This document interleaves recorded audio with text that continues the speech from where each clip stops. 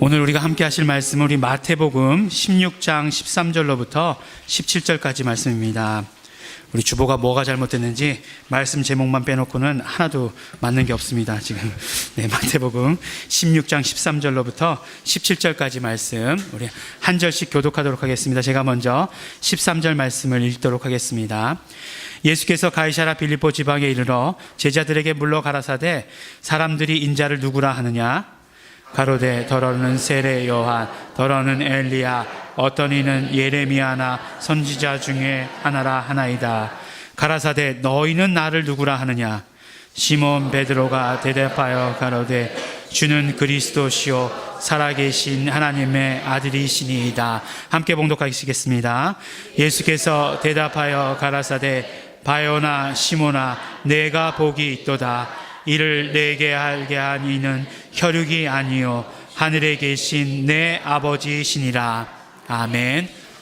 우리 히브리서 12장 2절에 보면 믿음의 주요 또 온전케 하시는 이인 예수를 바라보자 저는 그 앞에 있는 즐거움을 위하여 십자가를 참으사 부끄러움을 개의치 아니하시더니 하나님 보좌 우편에 앉으셨느니라 라는 말씀이 있습니다. 이 히브리서 말씀을 보니까 우리 예수님이 바로 믿음의 주시다라고 이렇게 말씀을 하십니다. 믿음의 주다라고 하는 고백은 우리의 믿음의 대상이 되시는 분이 예수님이시다 하는 말씀입니다.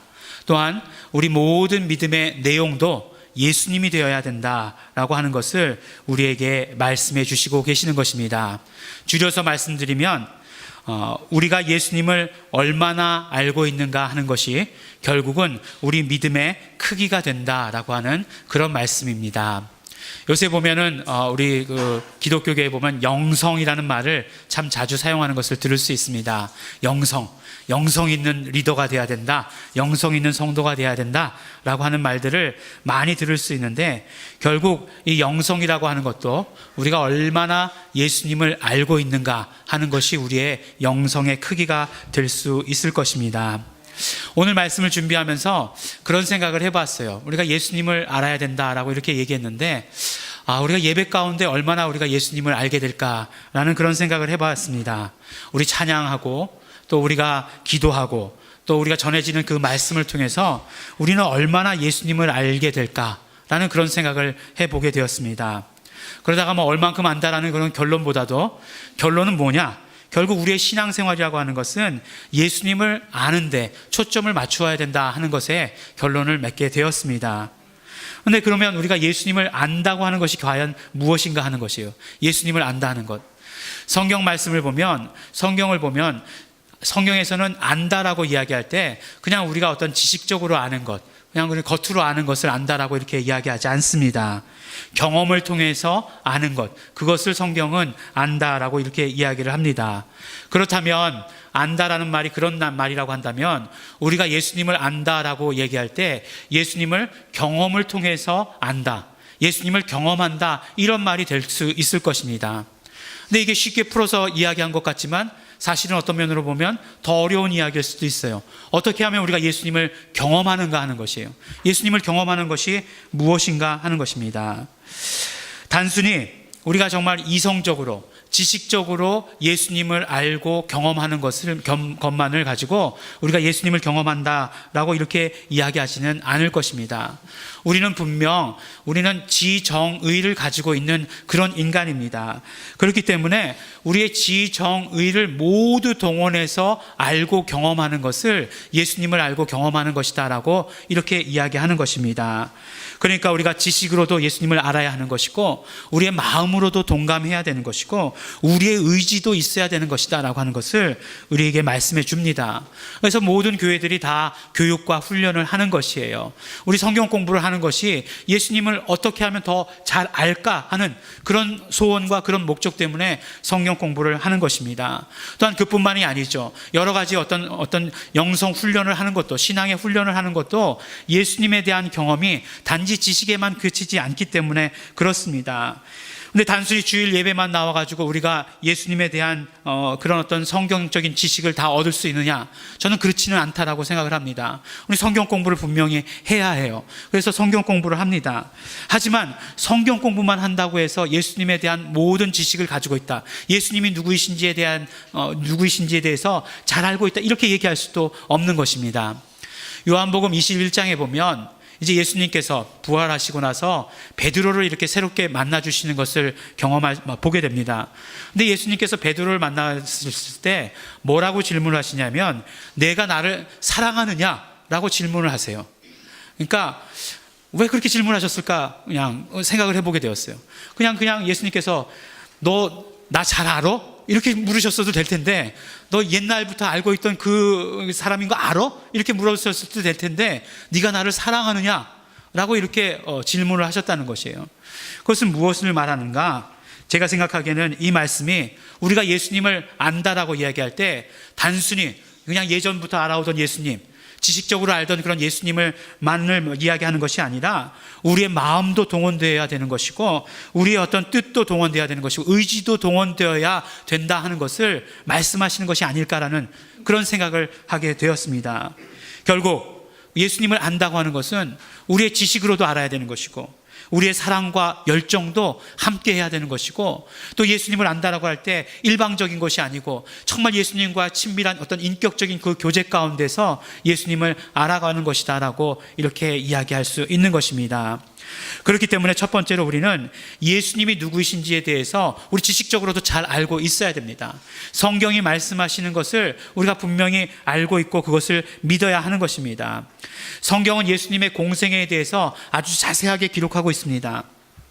예수님께서 어떤 일을 하셨고 무슨 말씀을 하셨고 하는 것들을 기록하고 있고, 우리가 그것을 살펴봄으로 말미암아 우리는 예수님이 누구이신지 알 수 있는 것입니다. 성경의 복음서들은 보면 사건 중심으로 이야기들이 기록되어 있습니다. 예수님에 대한 이야기는 그 하나만을 가지고도 예수님이 누구이신지 우리가 알 수 있게끔 해줍니다. 예수님께서 어떤 사건, 정말 그 죄를 용서해 주시는 그런 사건을 보고서 예수님은 정말 죄를 용서하시는 분이구나 하는 것을 우리가 알 수 있습니다. 하지만 그런 모든 사건들을 한꺼번에 이렇게 이어서 봄으로 말미암아 또한 예수님이 누구이신지를 우리가 더 정확하게 알 수 있게 된다는 것입니다. 그래서 공생애 가운데 예수님의 그런 모든 사건의 이야기들을 우리가 살펴봄으로 말미암아 예수님이 누구이신지에 대해서 우리는 알 수 있게 되는 것입니다. 첫 번째로 예수님은 예수님의 가르침과 예수님께서 행동하시는 것을 통해서 예수님이 누구이신지에 대해서 우리에게 알려주셨습니다. 예수님께서 말씀하실 때 예수님은 정말 아주 독특한 단어들, 예수님만이 가지고 계신 어떤 독특한 표현들을 많이 하신 것을 볼 수 있습니다. 그 중에서도 정말 그 아버지를 부를 때 아빠, 아버지라고 부르시는 그런 표현들이 있습니다. 이런 표현들을 통해서도 예수님은 당신이 누구이신지에 대해서 우리에게 말씀해 주시는 것입니다. 이 단어가 뜻하는 것은 무엇이냐면 아버지란 말씀이죠. 말뜻 그대로는 아버지란 말씀입니다. 하지만 아버지라는 말씀 가운데서 아버지가 나를 낳았다라고 하는 그런 말씀을 가지고 있는 것입니다. 경험을 가지고 낳았다라고 하는 그런 뜻을 내포하고 있는 것이에요. 그러니까 아버지 품속에서 독생하신 예수님께서 그 아버지이신 하나님을 부르는 이 말이 바로 아빠라고 하는 그 단어 가운데 드러나신 것이고, 이것은 정말 예수님과 하나님 아버지 간의 그런 어떤 친밀한 관계를 나타내는 그런 말씀이시라고 하는 것을 우리가 알 수 있는 것입니다.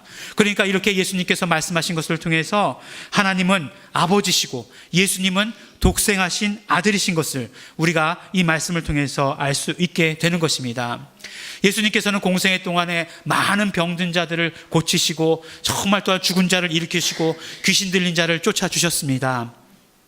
예수님께서 이 땅 가운데 오시기 전에 400년 동안의 기간을 이스라엘의 암흑기라고 이야기를 합니다. 왜 암흑기라고 이야기하냐면 이 기간 동안에 이스라엘에 선지자가 없었습니다. 그러니까 우리가 사회적 분위기가 우울하기 때문에 암흑기라고 얘기하는 것이 아니고, 그래도 적어도 이스라엘 백성들은 선지자가 없던 시절을 암흑기다라고 이렇게 얘기했습니다. 왜 선지자가 없으면 그들에게 있어서 문제가 생겼느냐? 바로 그들은 하나님의 뜻을 선지자를 통해서 받아 가졌기 때문에 그렇습니다. 있었습니다. 하나님의 뜻이 무엇인지 선지자를 통해서 알려주셨고, 그것을 통해서 하나님의 뜻이 무엇인지 이스라엘 백성들은 알 수 있었기 때문에 그렇습니다. 그런데 400년 동안 선지자가 없었기 때문에 하나님의 뜻이 무엇인지 알 수가 없었습니다. 그러니까 이때가 바로 암흑기였습니다. 그런데 예수님이 태어나시기 전에 6개월 전에 세례 요한이라고 하는 사람이 이 땅에 왔습니다.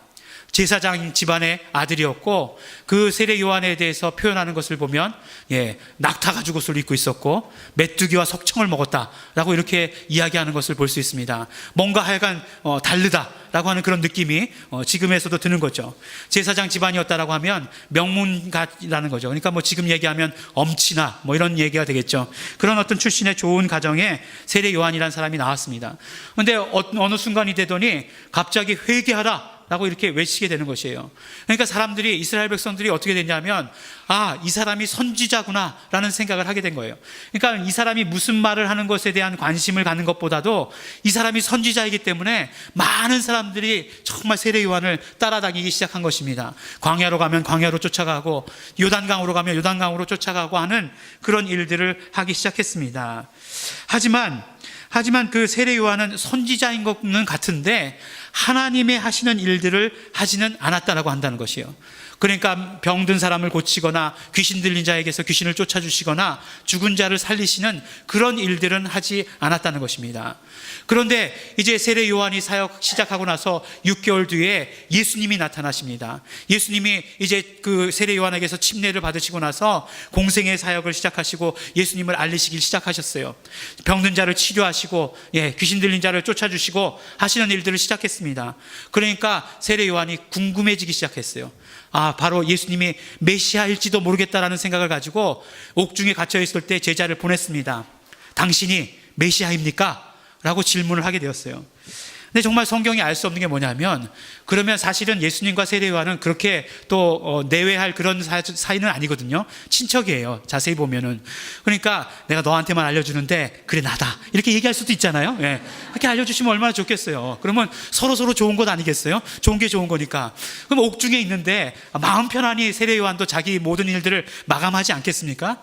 그런데 예수님께서 뭐라고 말씀하시냐면, 마태복음 11장 5절에 보면, 소경이 보며 안징뱅이가 걸으며 문둥이가 깨끗함을 받으며 귀머거리가 들으며 죽은 자가 살아나며 가난한 자에게 복음이 전파된다 하라 라고 이렇게 말씀을 하셨습니다.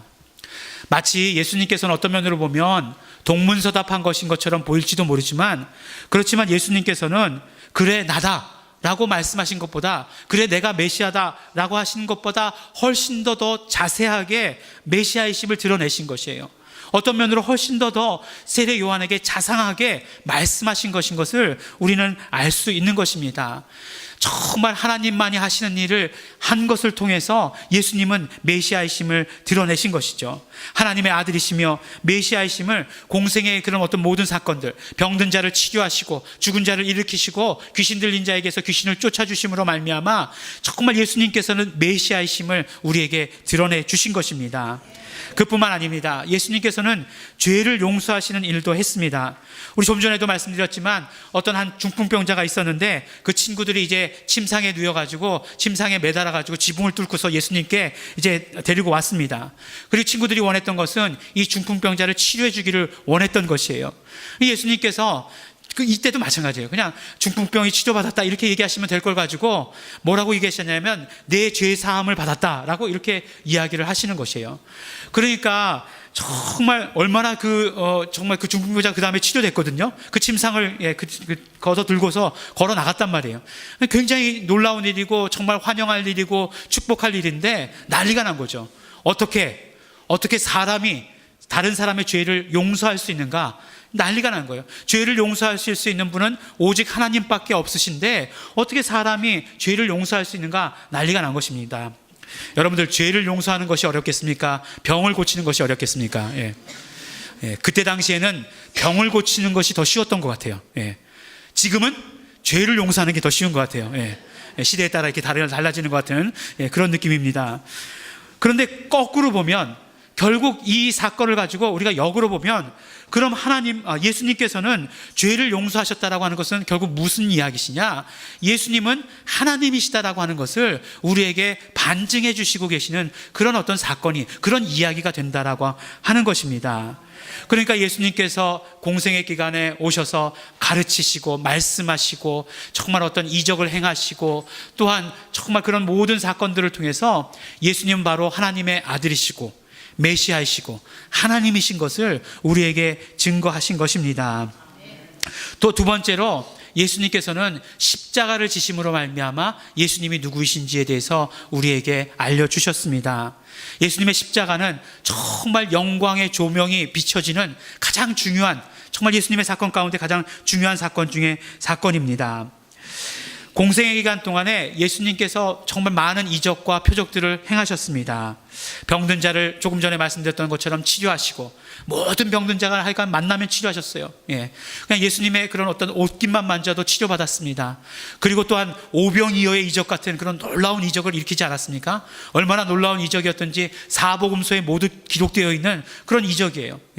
보리떡 5개와 물고기 2마리를 가지고 5,000명이 넘는 인원이 먹고 그 다음에 12강줄이나 남았다라고 하는 이 사건이 너무나 놀라운 사건이었던 것이에요. 그런데 만약에 여러분들 이런 이적과 표적을 일으키시는 분들을 본다면 정말 예수님께서 이 땅 가운데 다시 정말 오셔가지고 그런 이적을 일으키신다면 어떻게 하겠습니까? 우리 정말 대통령 삼거나 왕으로 삼지 않겠어요? 정말 전 국민의 의료를 다 책임지시고, 빵의 문제를 다 책임지시고, 또한 정신 건강의 문제까지 다 책임지시는 건 아니에요? 모든 귀신을 다 내쫓아 주셔가지고, 정말 지금 우울증이 굉장히 문제인데 그런 어떤 우울증 같은 것도 없게 하시는, 얼마나 놀라운, 정말 좋은 리더가 되지 않으시겠습니까? 근데 그때도 마찬가지였던 것 같아요. 제자들도 마찬가지였습니다. 제자들도 마찬가지여서 예수님이 왕이 되시기를 간절히 원했어요. 그렇지만 예수님께서는 세상 왕이 되기를 원치 않으셨습니다. 왜냐하면 예수님께서만 인간의 영원한 문제가 무엇인지에 대해서 알고 계셨기 때문에 그렇습니다. 인간의 영원한 문제는 죄의 문제였고 죄의 문제를 해결함이 없이는 인간에게 행복이 없다고 하는 것을 예수님께서는 너무나 잘 알고 계셨기 때문에 그렇습니다. 그래서 예수님께서는 죄의 문제를 해결하기로 작정하셨어요. 그리고 그 죄의 문제를 해결하기 위해서 예수님 십자가를 지십니다. 십자가에서 피 흘리심으로 말미암아 우리의 죄를 용서하신 것이고 그 죄를 용서하심으로 말미암아 우리의 영원한 저주의 문제, 영원한 죽음의 문제를 해결해 주신 것입니다. 그러므로 그 예수님의 십자가를 바라보면 그 예수님의 십자가 가운데는 나의 죄, 너의 죄, 우리의 모든 죄가 달려있는 것을 우리가 볼 수 있게 되는 것입니다. 베드로전서 2장 24절 가운데서도 말씀하시잖아요. 친히 나무에 달려 그 몸으로 우리 죄를 담당하셨으니 이는 우리로 죄에 대하여 죽고 의에 대하여 살게 하려 하심이니라 라고 말씀하십니다. 그 십자가 가운데, 예수님이 달리신 그 십자가 가운데 우리의 모든 죄가, 인류의 모든 죄가 달려있음을 말씀을 해주고 계시는 것입니다.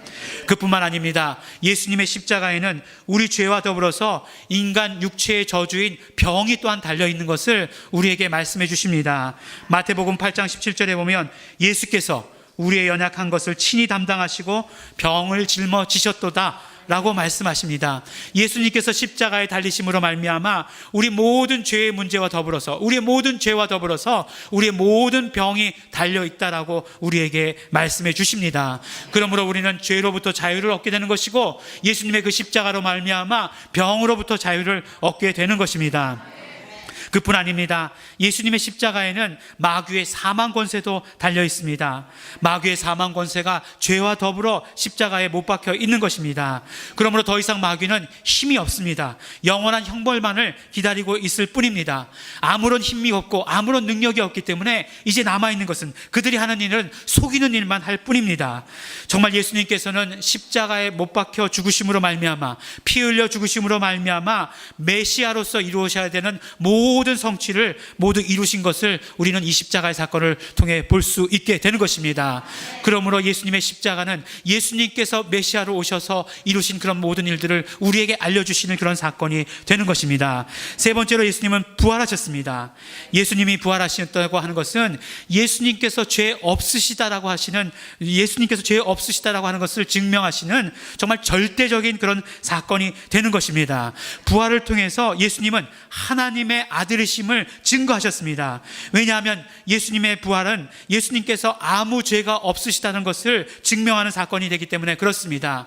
로마서 5장 12절에 보면 죄의 값은 사망이다라고 말씀하고 계십니다. 근데 사망으로부터 부활하셨다라고 하는 것은 죄가 없으시다라고 하는 것을 말씀해 주시는 것입니다. 죄가 없으시다라고 하는 것은 무슨 말씀입니까? 바로 죄가 없으시다면 예수님께서는 오직 하나님의 아들이심을 우리에게 말씀해 주시는 것입니다. 또한 그와 더불어서 마귀는, 사단은 예수님이 죄가 있어서 죽은 것처럼 그렇게 누명을 씌웠기 때문에 정말 마귀는 이제 법적으로 살인자가 되고 만 것입니다. 살인자에게 남아있는 것은 영원한 형벌만이 남아있을 뿐인 것입니다.